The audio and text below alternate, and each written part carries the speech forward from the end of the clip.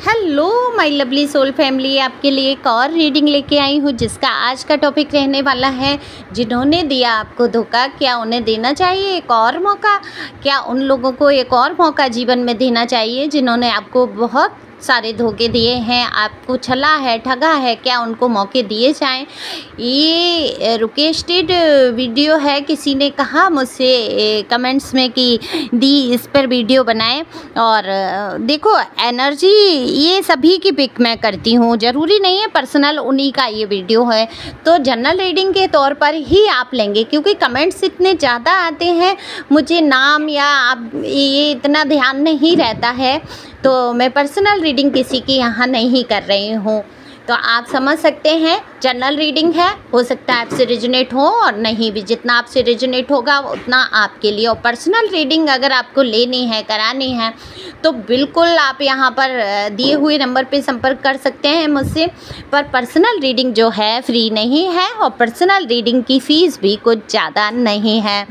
तो आप लोग दुविधा में ना पड़ के और सीधा सीधा आप अगर रीडिंग करा लेते हैं तो बहुत सारी समस्याओं से बाहर आ सकते हैं। तो चलते हैं, कार्ड मैंने पहले ही शफल कर लिए हैं और पहली बार आए हैं आप मेरे चैनल पे सब्सक्राइब करके अपने एनर्जी को सेंड करिए जिससे कि आपके लिए भी एक रीडिंग हो सके। कमेंट्स करना ना भूलें क्योंकि आपके प्यारे प्यारे कमेंट्स मुझे आगे बढ़ने में बहुत मदद करते हैं और एक लाइक तो बनता ही बनता है। सुपर थैंक्स भी दे सकते हैं अपनी दीदी को, ये आपका प्यार होगा मेरे प्रति। तो जैसा कि मैंने बोला कार्ड मैंने पहले ही शफल कर लिए हैं। तो कार्ड में दिख रहा है जिन्होंने आपको धोखा दिया। देखो ये कौन थे, आपके जीवन को ठगने वाले, छलने वाले कितने ही यहाँ पर मुझे लोग नज़र आ रहे हैं।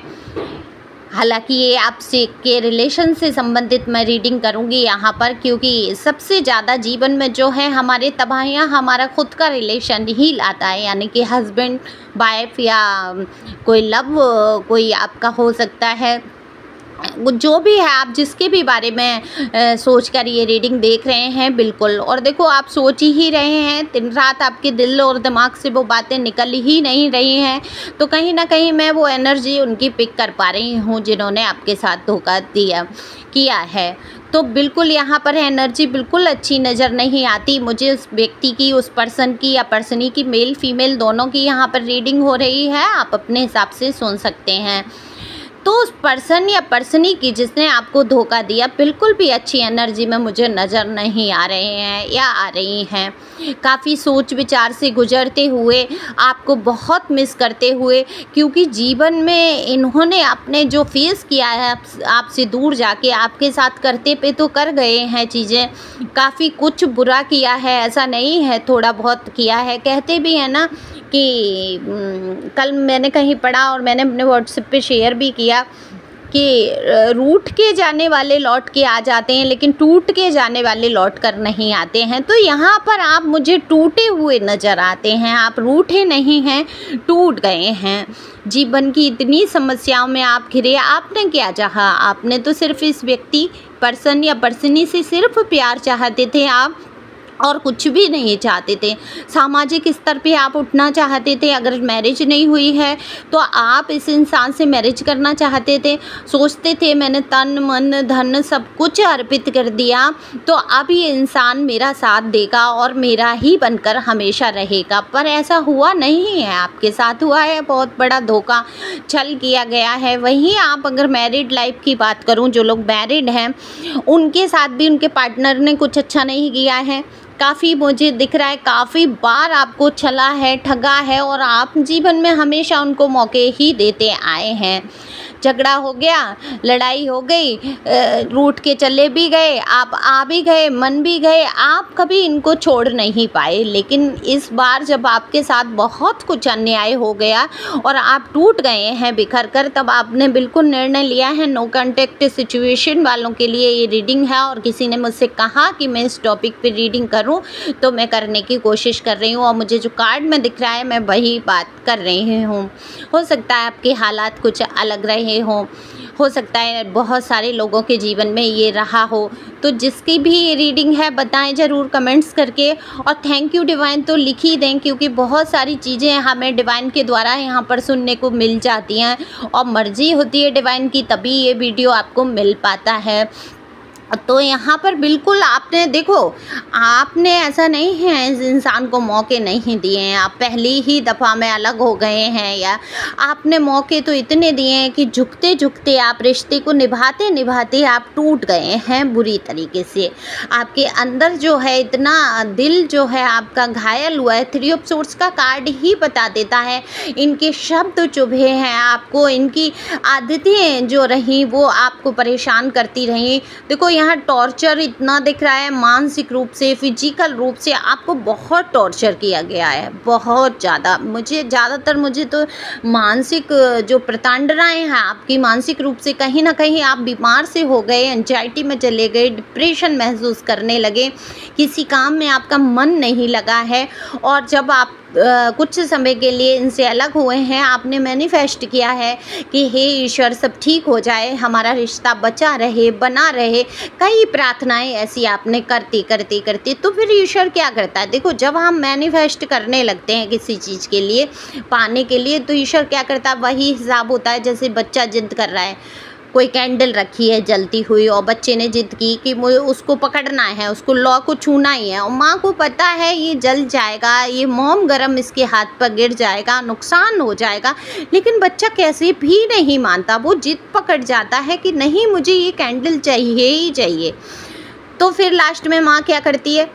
कहती है लो पकड़ लो, लो जल जाओ, तुम जब जल जाओगे तभी मानोगे। लास्ट गुस्सा मतलब आ ही जाता है लास्ट वहाँ। तो ईश्वर गुस्सा नहीं करते, लेकिन वो आपको समझाने की हर प्रकार से कोशिश करते हैं कि आप ये रिश्ता आपके लिए ठीक नहीं है, और तभी इतनी सारी परेशानियां आ रही हैं। आपको समझाने की कोशिश करते हैं, आपके सामने, आंखों के सामने ऐसी ऐसी चीज़ों को प्रस्तुत करते हैं। ईश्वर खुल के चीज़ें रख देते हैं कि ये व्यक्ति आपके लायक नहीं है। लेकिन तब क्या होता है, शुरुआत में आप प्यार में इतने अंधे हो जाते हैं कि आपको वो चीज़ें जो बुरी होती हैं वो भी अच्छी लगने लगती हैं। जब धीरे धीरे वो व्यक्ति, वो पर्सन या पर्सनी आपके ऊपर हावी हो जाता है और आपकी ज़िंदगी को जहन्नुम बना देता है, तब जाके आपकी आँख खुलती है। और कुछ लोगों की तो तब भी आँख नहीं खुल रही है, मैनिफेस्ट करे जा रहे हैं। तो ईश्वर ने क्या किया है?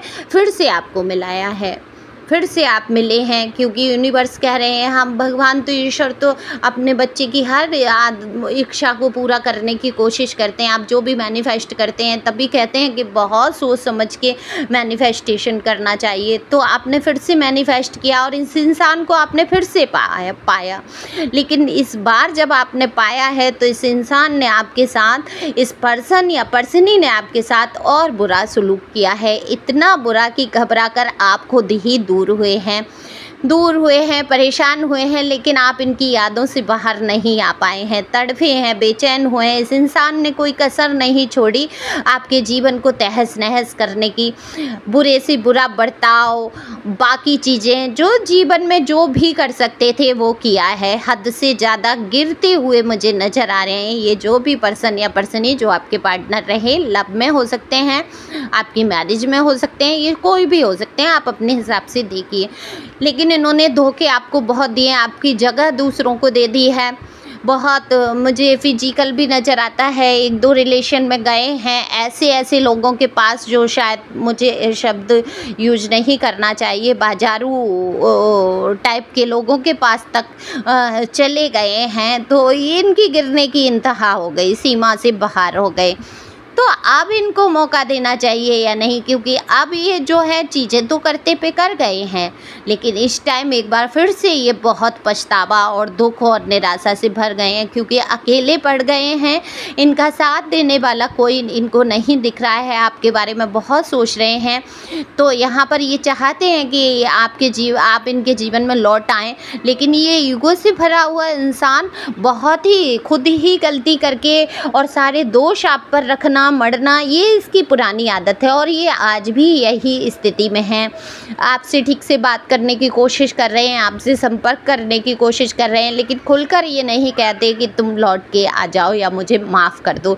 लेकिन कहीं ना कहीं दिल में चलता है कि जो इन्होंने आपके साथ किया वो बिल्कुल भी अच्छा नहीं था, और काश कि आप इन्हें माफ़ करके इनके जीवन में लौट आएँ।